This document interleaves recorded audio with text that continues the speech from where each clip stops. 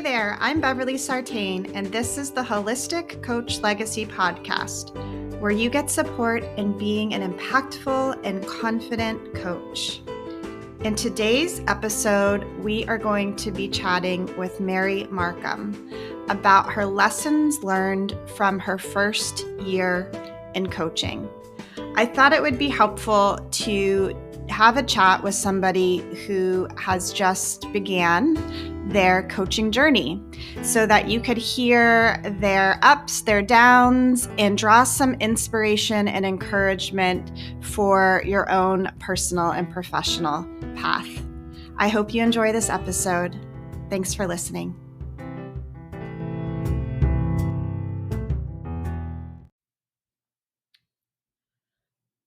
Welcome, Mary. I'm so happy to have you here today and really looking forward to us talking through the lessons that you have learned and received from your first year in coaching.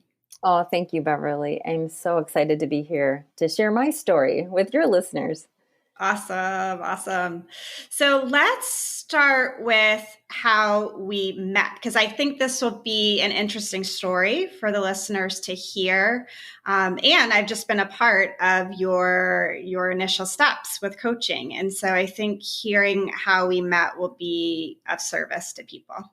Absolutely. I love this story. So we met because we had a mutual connection that I needed, or I was looking for a guest on my podcast.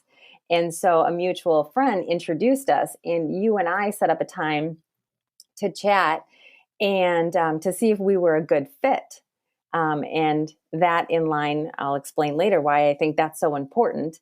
But because of our conversation and you telling me opportunities that you were preparing for, and you mentioned coaching, and it was like in the back of my head, it was ding, ding, ding. That's something that really attracted me and sparked my interest. So we started out with meeting for my podcast, and we ended up going in a direction for me to get connected with coaching. Yeah, that was super cool. And I think that's how it happens for a lot of people. Like you were doing your podcast. That happens a lot too with people that do speaking. I have a lot of conversations with people that are speaking from the stage, and then we talk about coaching as well. And in your case, it was, podcasting and then having a next step for people to go to.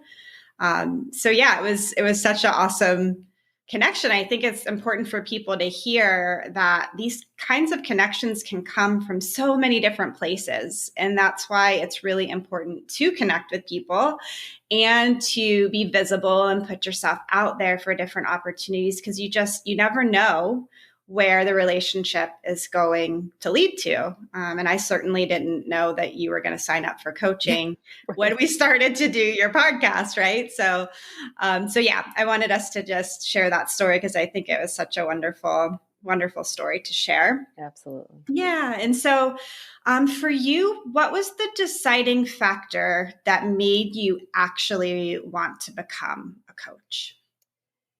Well, along my journey, I had already been a mentor and a teacher, and I was a facilitator for a women's group, Divorce and Beyond, helping women to know that there is life after divorce. And when I heard more about being a coach, I loved understanding the power behind the powerful questions, helping the clients discover what they already had inside, but using those powerful questions to help them. And I love and appreciate how being a coach works with a client. You're not for the client. You're not telling them what they need to be doing. You're working together. And that was another huge factor, is working with people. And I just love the whole coaching and the powerful questions. That's great. Yeah, that's probably one of the biggest misunderstandings around coaching is oftentimes, well, first, people always tell me they're already doing it. That's the first thing. And then when they actually do the coach training, they're like, wow, I was not doing this. You know what I mean? And so That's always like what a misunderstanding I think people have. But yeah, this like I give advice or I tell people what to do. Right. That's another big misunderstanding around coaching is we're not doing that. We're not giving advice and we're not telling people what to do. We're actually supporting them and having their own insight and awareness of what they truly want to do and how they truly want to get there. So I think that distinction is really important. So yeah, you mentioned life after divorce. And so I'm curious about your niche and the journey that you've been on around niche. Yeah, it's been interesting because, and I'm sure there's a million people out there that will agree with me. It's like, oh, I have so many things that have happened in my life, so I can help the whole world. Right. And that was the beauty of going through your program. It's like learning to like dig deeper into that specific niche and how you're going to help someone. And for me, it's like my midlife changes. Like so many things happened during my midlife, and of course, divorce was part of it. So although there's other topics that I could talk about as well, I think for me, divorce really resonated because I I grew up in a divorced family. So I learned that blended family when I was very young and a teenager. And then being divorced myself and then having a blended family. But I also went through years of being married where I felt divorce. And so it's like I can totally empathize with people of how they're feeling. Like, oh, I'm married, but I feel separated. I feel divorced. Or I don't know how to move forward after a divorce. And so the more you learn through the holistic coach training institute in tapping into what niche is good for you. It's my story. Like nobody else has my story. They may have gone through the same thing, but my story made me decide, yes, this is the niche that I need. That's awesome. It's really, really cool and powerful to hear you own it. I own it. I do. I hear you like really owning it, owning your story, owning your learnings, owning how come you're the right person to support people around this. And I heard you say midlife changes, which is a different verbiage than midlife crisis. And so I'm wondering about that. Because everything that I do as a coach is in a positive direction. And so midlife crisis is so negative. It has a negative connotation. And so saying going through midlife changes, like what positive steps can we take to move forward? And that's what I really tap into with all of my clients. And it's just the difference between a counselor, therapist, and a coach. We emphasize on moving forward, not reliving the past.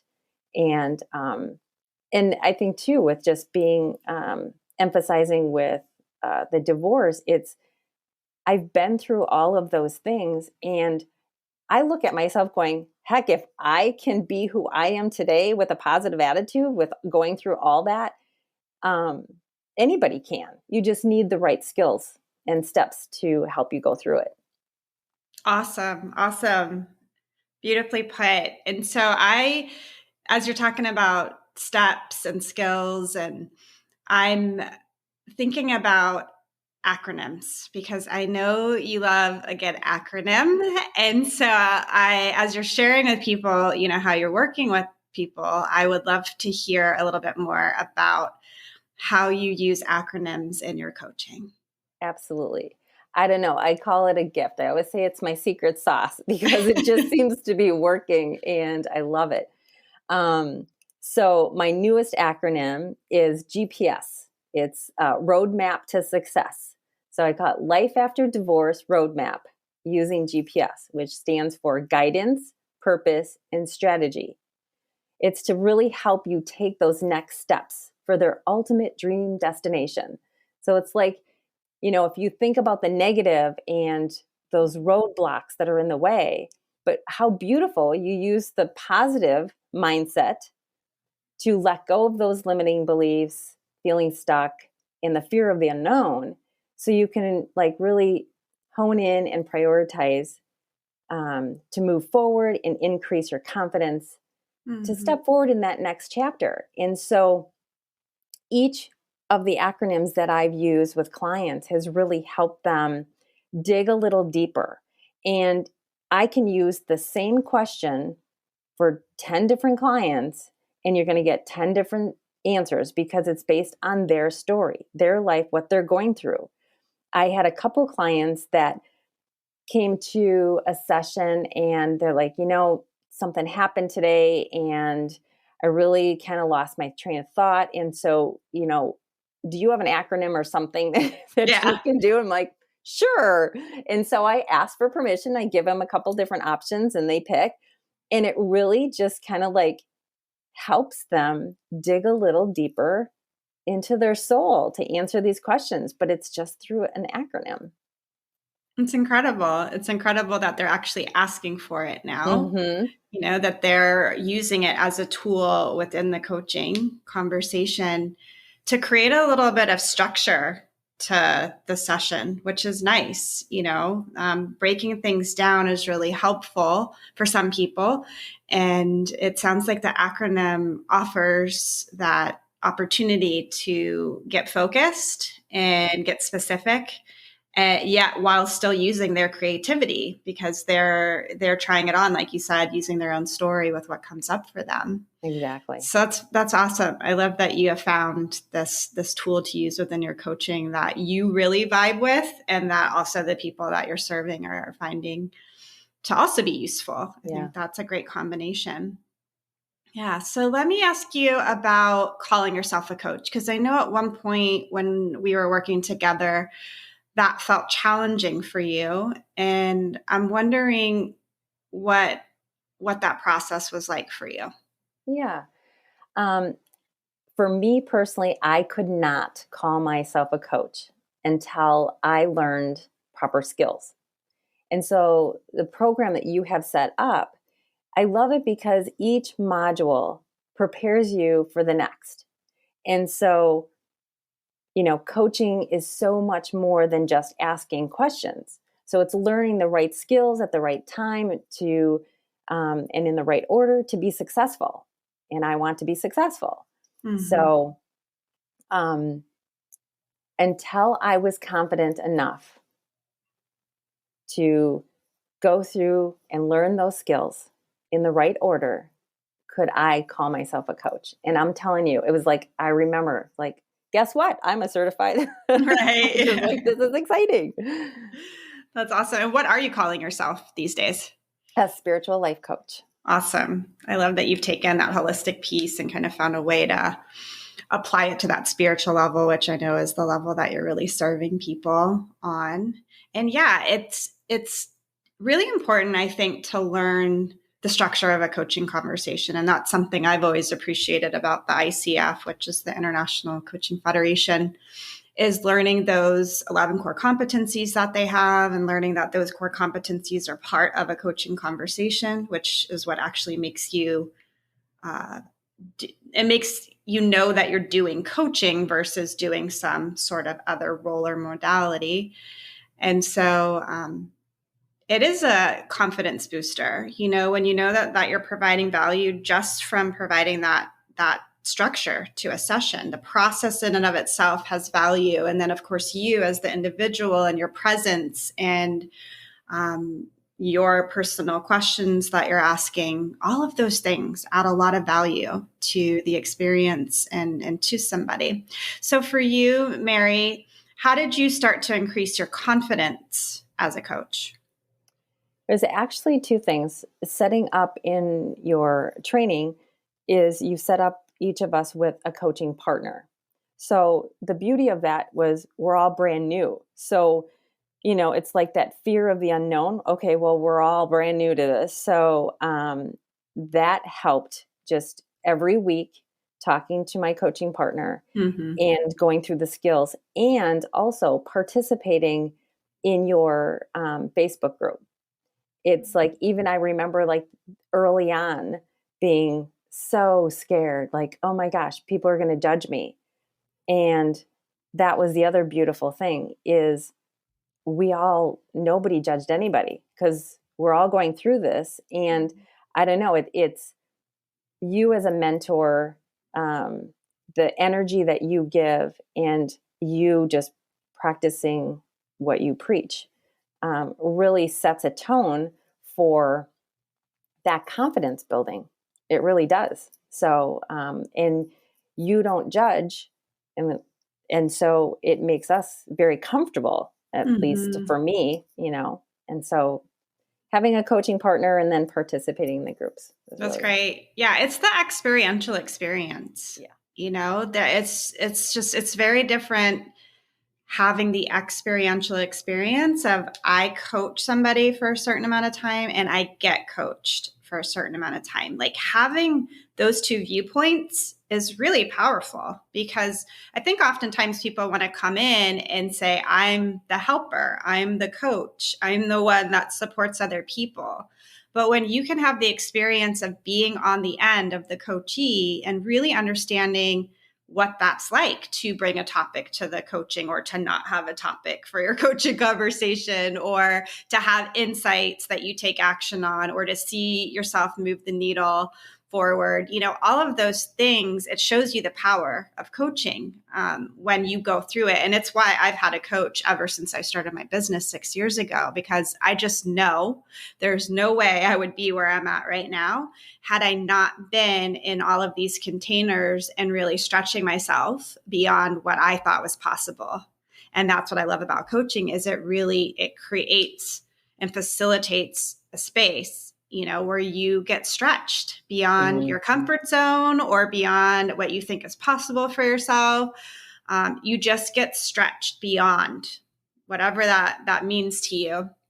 And it's so incredibly rewarding and powerful.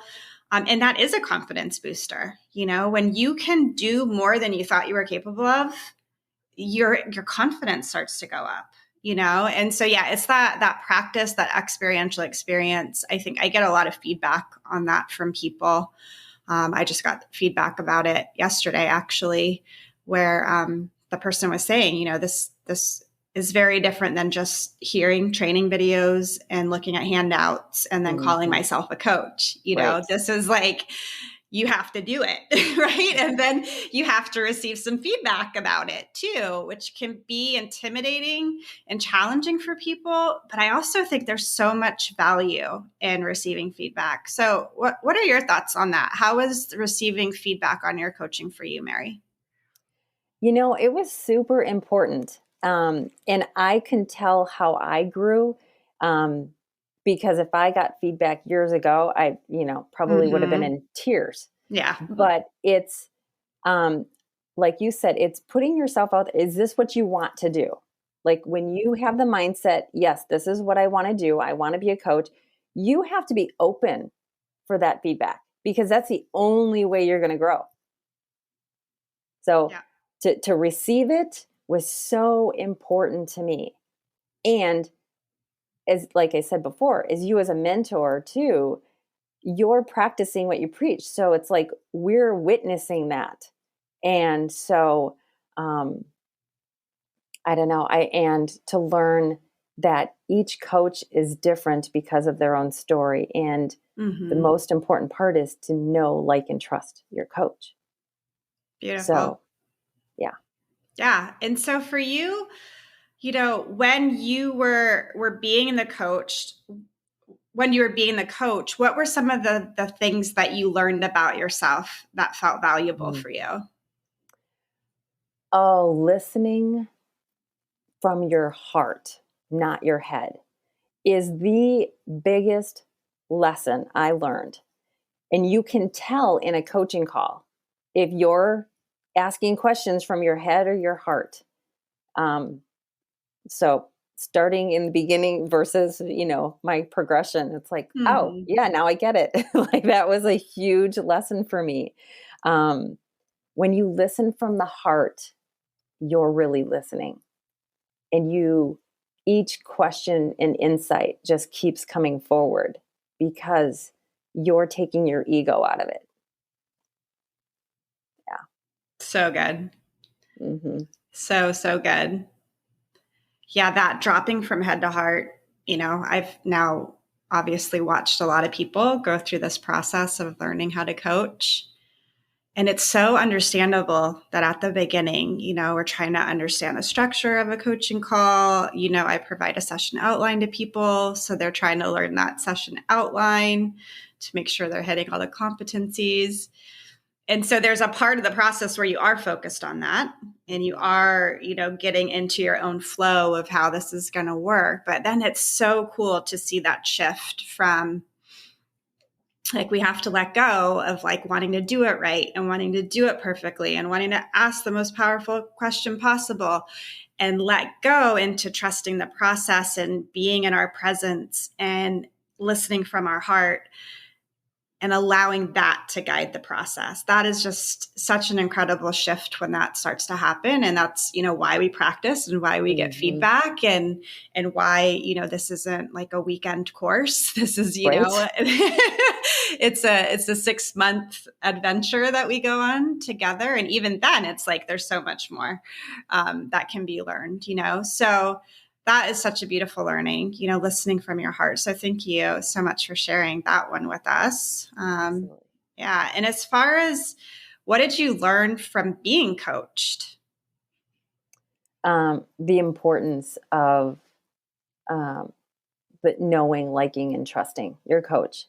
Because, especially now, it seems like you hear, oh, there's so many coaches. Yeah. And in the very beginning, before I understand and went through the process, that was kind of intimidating. Like, oh, why do I want to go through this? Because there's a million out there. But it doesn't matter because you have to know, like, and trust your coach. So if you resonate, if your story, if you, especially knowing like what we talked about before, with life after divorce, it's something that I know and lived. So if you're struggling with life after divorce, we might resonate better. Right. So yeah, you shared so many ways that you've had so many experiences, different types of experiences with divorce, and when you share those, then it's like, does somebody resonate with that? Does somebody resonate with, oh, she's experienced a blended family, or, she comes from a divorced family, and like these different aspects of our story. That's why it's so important that we get visible or we share them and we talk about them because it's really about people, like you said, finding the right fit for them, finding the right fit for them so that they can play in the possibilities and start to move beyond divorce and start to think about creating a life after that, right? So somebody like me who hasn't been divorced but has lived, I came from a divorced family too, may not be the right fit for somebody when you are, right? And so it's so important that we do share our stories and that we do build that know, like, trust factor with people. So how do you think that you cultivate that in a discovery call with somebody? Well, I talk about, well, my strength is empathy. Mm-hmm. So I share a little bit of my story, Mm-hmm. and just connect with them by being a good listener to see if we connect that way. How me having empathy, putting other people first, and um, you know, and and cultivating that empathy of saying, hey, putting yourself in other people's shoes. And I kind of have to do that too in a discovery call. And that's how you learn if you're a good fit or not. And so I obviously don't go into great detail, but enough. Yeah. And if they have questions, I ask them if they have any questions, and want to know a little bit more. So then, then it's the deciding factor if we're a good fit or not. Awesome. So the empathy and sharing a bit of your story and just the transparency of letting them ask some questions to see how they resonate with you, right? Those are great ways to build that trust and intimacy with somebody already in the discovery call. Awesome. Beautiful. So I've been asking everybody this question since legacy is in the name of the podcast. I'm curious for you, with the work that you're doing through coaching, what is the legacy that you hope to leave behind? It really is about believing. Like I say, hope is in the heart of the believer. So believe you can and you will. So no matter what you're going through, know that when you have a positive mindset, you can get through anything. Just be authentic, be true to yourself, and know that it's inside of you. Just let it happen. And how come this positive mindset is so important to you? Because I know you and I chat about it a lot. And I'm curious what's there for you. Growing up in a lot of negativity, my mother was a huge component to having a positive attitude. My mother was like always, looking at the positive in every situation. Mm-hmm. And so I just carry that on for her. That's an awesome legacy. Yeah. Yes. Right. Talk about legacy. I know, exactly. I'm carrying on my mother's positive attitude because when I had low self-esteem, this is no lie, my mother would put affirmations and put them on my mirror and say, now say this. I'm like, yeah, can't do that. And she goes, yes, you can. So if you want to do anything bad enough, you can do it. Do you remember any of those affirmations on the top of your head? You do? Do you mind sharing one? You are beautiful. You are holy. You are loved. That's awesome. You're beautiful. You are holy. You are loved. Mm-hmm. Wonderful. Yeah. Well, this has been such a joy to just hear about, this first year of your coaching. I mean, this is a process that a lot of people are going through, learning coaching. What's my niche?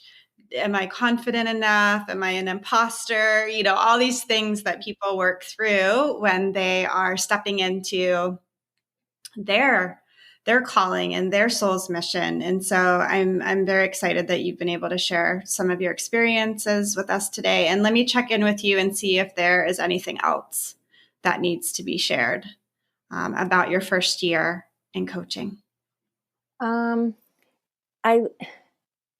What I want to share is that it's worth the journey. Don't look at it as, oh my gosh, this is 6 months long. Mm-hmm. Look, every step is worth it. Every lesson you learn, every module you go through, it just prepares you for the next. So don't look at it in a negative way. Look at it. Yeah, so it's a light. There is a huge light at the end of the tunnel because it's worth the steps you take. Brilliant. Yeah. And as far as people getting in touch with you, how might people contact you, Mary? They can reach me on my website at maryamarkham.com. So it's maryamarkham.com. Or email me, mary@maryamarkham.com. And I have a new GPS roadmap to success. Mm-hmm. Yes. Life After Divorce roadmap. I'm using this GPS strategy, and I would love to share this program with you. So if you hear about this program through this podcast, I will give you a discount at $170 or $197. And really, it helps to limit those beliefs, feeling stuck, and the fear of the unknown, so you can prioritize your next steps to move into that next chapter of your life with confidence, with grace and ease. Mm-hmm. Awesome. We'll definitely post all that in the show notes. Yeah. So people that are listening can head over to the show notes and, see your links, see how to connect with you. If they're vibing on the offer, they can step into that with you. What I so appreciate about our journey together is that it's been very joyful. It's been fun. It's been very loving and supportive, and I thank you for that so much. And so I truly believe you are somebody being the demonstration of finding the silver lining, looking for the learning, and bringing that positivity to the next thing that you want to create in your life. And I hope that anybody that's listening that is going through a midlife change, that they will reach out to you and get some support, because I think that your mindset and your perspective as you step into something new is the most important thing. And that's essentially what you help people do. And so it's well worth having a partnership with somebody who's done it themselves and is now wanting to help other people step into those next chapters with positive mindsets so that they can enjoy it, So thank you for always creating so much enjoyment with me, because I appreciate that so much. You've been a big blessing in my life. And I know we're going to continue our journey together and continue walking this path of coaching. And thanks so much for being with us today. It's been a great joy. Thank you. Yeah. Thank you very much, Bev. You are a blessing in my life. So thank you very much. I appreciate it. Thank you.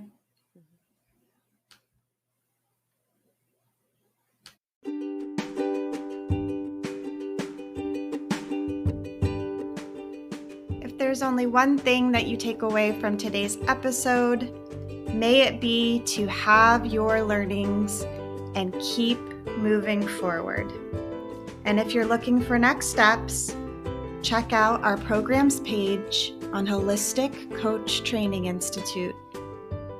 Thanks again for listening. Talk to you next time. And remember that Holistic Coach Mastery is a path, not a destination. Thank you so much for being with us today.